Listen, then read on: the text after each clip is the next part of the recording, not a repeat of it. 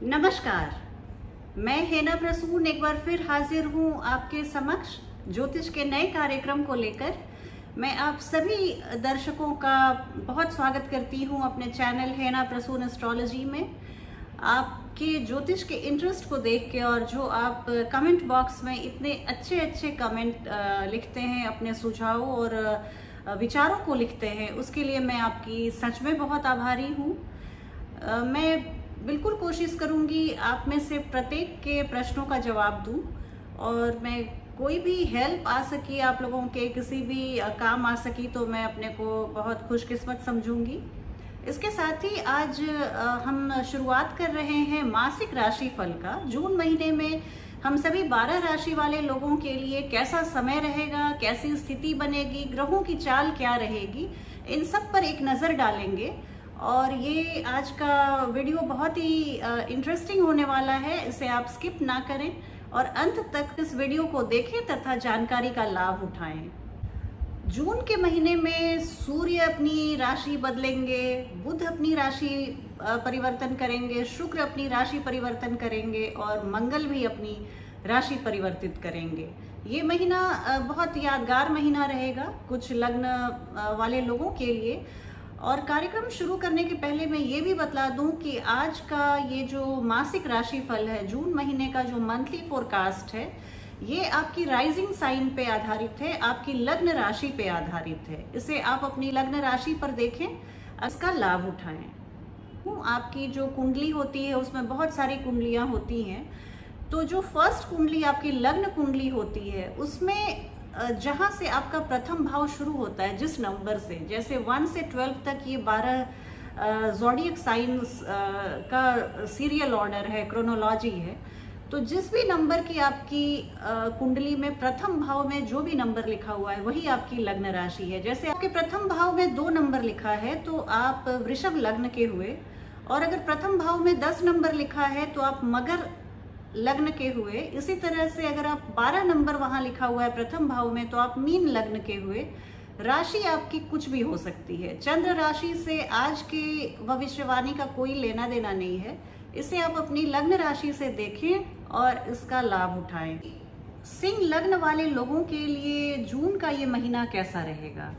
तो सिंह लग्न के जातकों के लिए जून का ये महीना बहुत अच्छा रहने वाला है।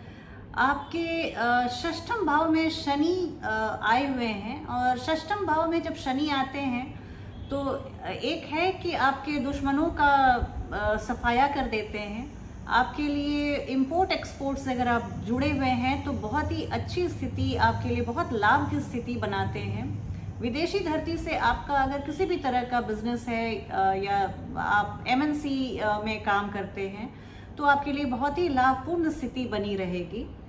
इसके अलावा आपको जॉब मिलने की प्रबल संभावना है। मैं पहले भी बता रही थी, अगर आपकी कुंडली में, जन्म की कुंडली में थोड़ी सी भी ग्रहों की स्थिति, खास करके बृहस्पति और शनि की स्थिति फेवरेबल है तो आपको इस महीने, और आप जॉब के लिए ट्राई कर रहे थे तो आपको इस महीने जॉब लेने से कोई नहीं रोक सकता। एक बहुत ही फेवरेबल स्थिति बन के सामने आ रही है जून के महीने में। आपको अगर मैं बोलूं तो आपके कार्य क्षेत्र और आपके जॉब पर ही मेन फोकस है। इस महीने का हाईलाइट है आपको एक बहुत अच्छी नौकरी मिलना। ऐसा हुआ तो आप मुझे ज़रूर बताइएगा कमेंट बॉक्स में, मुझे बहुत खुशी होगी। इसके अलावा आप थोड़ा सा, अगर आप जिम में जाते हैं या एक्सरसाइज करते हैं किसी, या फिर किसी आप ऐसे कार्य क्षेत्र से जुड़े हुए हैं जहां मशीन से आपका वास्ता होता है, या आप ड्राइविंग करते हैं, इस तरह की किसी भी स्थिति से अगर आपको सामना करना पड़ता है तो आप इस महीने थोड़े से सावधान रहेंगे। छोटी मोटी चोट चपेट की संभावना बन रही है, अचानक से कुछ आप चोटिल हो सकते हैं, तो इसके लिए आप अपना बहुत ध्यान रखिए। आपके जून के महीने में आपके लग्न को गुरु देख रहे हैं, तो गुरु जब देखते हैं तो एक आप में स्थायित्व आता है, आपके जीवन में स्थायित्व आता है, आपके आत्मविश्वास में 4 चांद लगते हैं, आपके व्यक्तित्व में एक गहराई आती है जो लोगों को बहुत पसंद आती है और लोग आपसे आपकी ओर खींचे चले आते हैं। तो जॉब के प्रमोशन के लिए एक बहुत अच्छी स्थिति बन रही है। बिजनेस पार्टनरशिप में आपको ज़बरदस्त लाभ होने वाला है। आप बहुत ही स्टेबिलिटी का आप अनुभव करेंगे जून के महीने में अपने लाइफ में। इन जनरल आपको लगेगा कि मैं एक बहुत कंफर्टेबल सिचुएशन में हूँ। अब मुझे अगर वही है कि संतोष बहुत बड़ी चीज़ होती है। अगर आप इस महीने, मुझे लगता है कि आप जितने भी एकदम जो सही मायने में हम संतोष बोलते हैं ना, मानसिक संतोष, उसका अनुभव करेंगे।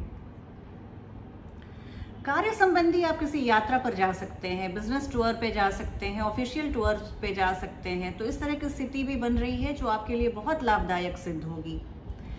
जब तक राहु और सूर्य आपके दशम भाव में ग्रहण दोष बना रहे हैं, तब तक आप जॉब चेंज करने के बारे में बिल्कुल मत सोचिएगा। 15 जून तक अगर आप डबल माइंड में हैं, मैं इस नौकरी को करूं या दूसरी नई नौकरी लूं, तो प्लीज़ आप अपने निर्णय को 15 दिनों के लिए टाल दीजिए। हो सके तो पूरे जून के लिए टाल दीजिए, लेकिन कम से कम 15 जून तक तो जरूर, क्योंकि राहु एक भ्रम की स्थिति पैदा करते हैं। आपको लग सकता है कि वो एक दूसरी जॉब के लिए जो मैंने ट्राई किया है वो इससे बहुत बेहतर है, लेकिन आप जहाँ कहते हैं कि हम कहीं भी चले जाएं, हमारे किस्मत में जो है वो साथ साथ जाता है। तो अभी ऐसी गलती आप मत कीजिएगा। राहु की स्थिति को फेवरेबल होने दीजिए, सूर्य को राशि परिवर्तन करने दीजिए। कार्य क्षेत्र में आपको कोई बदनामी का सामना करना पड़ सकता है, या आप किसी सहकर्मियों के षड्यंत्र का शिकार हो सकते हैं। ये राहु इस समय बहुत एक्टिव रहेंगे, तो ऐसी स्थिति से आप खुद को बचा के रखिए। प्रॉपर्टी का या घर मकान लेने का आपने सोचा था, तो इसे भी आप 15 जून तक के लिए टाल दीजिए। मंगल विदेशी, आपको विदेश की यात्रा जरूर होगी, या तो इस मंथ हो या आने वाले चंद कुछ महीनों में हो, लेकिन विदेशी यात्रा का योग प्रबल है। आपको थोड़ा सा आप फिजूल खर्ची आप कर सकते हैं, व्यर्थ का व्यय कर सकते हैं। तो आप फिजूल खर्ची से बचिए और दूसरों से बहसबाजी से भी बचिए। दूसरों के झगड़े में आपको नहीं पड़ना, और खुद से भी कोई किसी भी नए झगड़े की शुरुआत नहीं करनी है आपको। बहुत सारा काम आप अपने हाथ में मत ले लें। आप समय सीमित होता है और आदमी की क्षमताएं भी सीमित होती हैं। इसके अलावा हर कुछ सिर्फ बाहर जाके रोजी रोटी के चक्कर काटना ही नहीं होता। कुछ समय आप अपने साथ बिताइए, शांति से कुछ आप संगीत सुनिए, या आपको जो भी अच्छा लगता है उसके लिए आप अपने हॉबी, अपने शौक के लिए कुछ समय ज़रूर निकालिए। और 10 अलग अलग कामों को एक साथ खत्म करने की होड़ या डेडलाइन को मीट करने की होड़ में आप खुद को शामिल मत कीजिए। आपको इस बीच जून के महीने में कोई भी कार्य क्षेत्र को लेकर या किसी भी अन्य क्षेत्र को लेकर एक नई सोच आपके दिमाग में क्लिक कर सकती है, न्यू आइडिया आ सकता है, फ्लैश कर सकता है, जो आपके लिए बहुत ही वंडरफुल और मैग्निफिसेंट होने वाला है। आप उस पर ज़रूर काम कीजिएगा, और आप उस पर किसी को अभी बताने की ज़रूरत नहीं है, ढिंडोरा पीटने की ज़रूरत नहीं है। आप शांत मन से खुद में उसको मनन चिंतन कीजिए और उस पर काम कीजिए। मैं बताती हूँ, ये जीवन में आपको सफलता के नए द्वार खोल देगा। आपको कुछ फ्लेक्सिबिलिटी वाले आप एक्सरसाइज जरूर कीजिए, स्ट्रेचिंग वगैरह आप जरूर कीजिए। आपको कुछ मस्कुलर पेन हो सकता है, उससे परेशान आप हो सकते हैं। इसके अलावा आपको नींद में कमी हो सकती है, स्लीप डिप्राइव्ड आप मत होइएगा। 8 घंटे की नींद कहते हैं कि 100 बीमारी का एक इलाज होता है। अगर आप अच्छे से सोते हैं तो वो आप उस पर कॉम्प्रोमाइज़ कभी मत कीजिएगा। नींद लेते रहिए और मेडिटेशन करते रहिए। आपके लिए जून का ये महीना बहुत अच्छा गुजरेगा।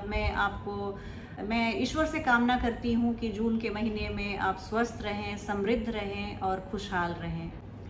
अभी हमने 12 लग्नों की चर्चा की, और इससे हमें एक ही चीज़ का ध्यान रखना है कि देखिए, जब ग्रहों की चाल होती है तो 12 लग्न राशियों में से किसी के अच्छे दिन आते हैं, किसी के बुरे दिन आते हैं, पर हमें अपने जीवन में एक ही लक्ष्य रखना है कि खुश तो हमें सभी 12 राशि वाले लोगों को एक साथ रहना है। किसी भी तरह की मन में दुविधा या किसी भी तरह की उदासी नहीं रखनी है, क्योंकि अब हमें यही अपने को प्रूव करना है कि हम ग्रहों से ज़्यादा मानसिक तौर पर, मैं फिजिकल स्ट्रेंथ की बात नहीं कर रही, हम में इंटेलिजेंस है, हम में वो क्षमता है कि हम अपने भावनाओं को काबू में कर सकते हैं, हम अपने मन को खुश रख सकते हैं। ये हमारे लिए सबसे बड़ा कर्तव्य है कि हम अपने आप को कभी उदास न होने दें, डिप्रेस्ड ना होने दें, हमेशा खुश रखें। और तभी कहते हैं कि तभी हम अगर खुश रहते हैं तो भगवान के सबसे करीब रहते हैं। भगवान विष्णु को आनंद कंद भगवान कहा जाता है। कहने का माने जो हमेशा आनंदित अवस्था में रहते हैं वही भगवान विष्णु हैं। तो अगर हम भगवान विष्णु के भक्त हैं और हम बहुत डिप्रेस्ड रहते हैं और हम हमेशा रोनी सूरत बना के घूमते रहते हैं, तो हमें भगवान कभी प्यार नहीं देंगे, हमें भगवान कभी अपना स्नेह या प्रेम नहीं देंगे। इस बात को आप ध्यान रखिएगा। मिलती हूँ आपसे एक नई वीडियो में, तब तक के लिए नमस्कार।